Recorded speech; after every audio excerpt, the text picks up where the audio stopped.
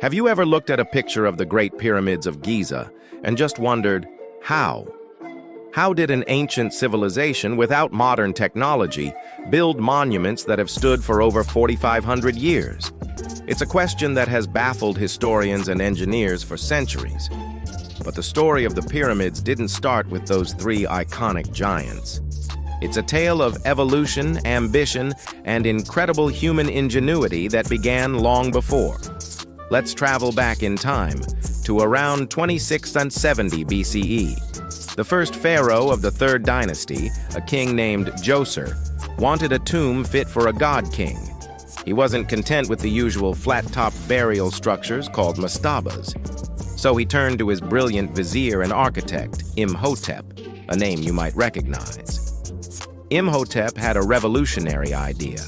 Instead of just one mastaba, why not stack them on top of each other, getting smaller as they went up? The result was the world's first large-scale stone building, the Step Pyramid at Saqqara. It looked like a giant staircase to the heavens, a physical pathway for the pharaoh's soul to ascend to the stars. This single innovation kicked off a pyramid-building frenzy that would last for over 1,000 years. After Djoser, pharaohs started experimenting. Some attempts were more successful than others. Take King Sneferu, the founder of the Fourth Dynasty. He was a prolific builder, responsible for not one, but 3 major pyramids. His first attempt at Medum started as a step pyramid, but was later modified, and its outer casing eventually collapsed. Undeterred, he moved to Dashur and began what we now call the Bent Pyramid.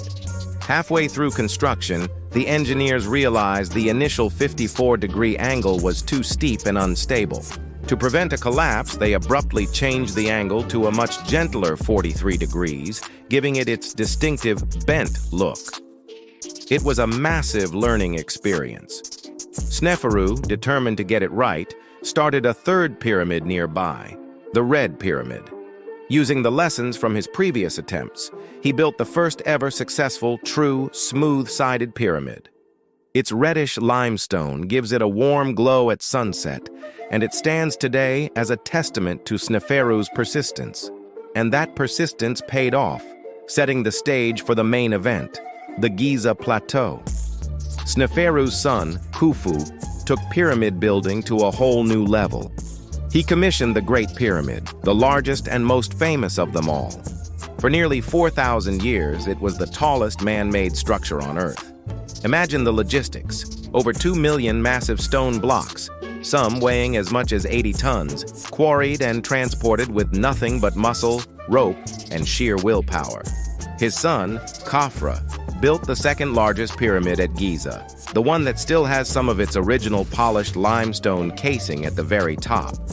He's also credited with the enigmatic Great Sphinx that guards the complex. The third and smallest of the Giza pyramids was built by Khafre's son, Menkaure, completing the iconic trio we know and love. So why did they stop building these giant pyramids? Over time, the designs changed. Later pharaohs built smaller, less resource-intensive pyramids. The immense cost and labor required to build on the scale of Giza were likely unsustainable. Eventually, the tradition shifted entirely, and pharaohs began to be buried in hidden rock-cut tombs in the Valley of the Kings, hoping to protect their treasures from tomb robbers. From a simple stack of mastabas to the awe-inspiring wonders at Giza, the pyramids tell a story of human ambition reaching for eternity. They weren't built by aliens or a lost civilization. They were built by real people, engineers, laborers, and visionaries who pushed the limits of what was possible. It's a legacy written in stone, a powerful reminder of what we can achieve when we aim for the heavens. Thanks so much for joining me on this journey back in time. If you enjoyed this, please hit that like button. And don't forget to subscribe and turn on notifications so you do not miss our next adventure into history. See you next time.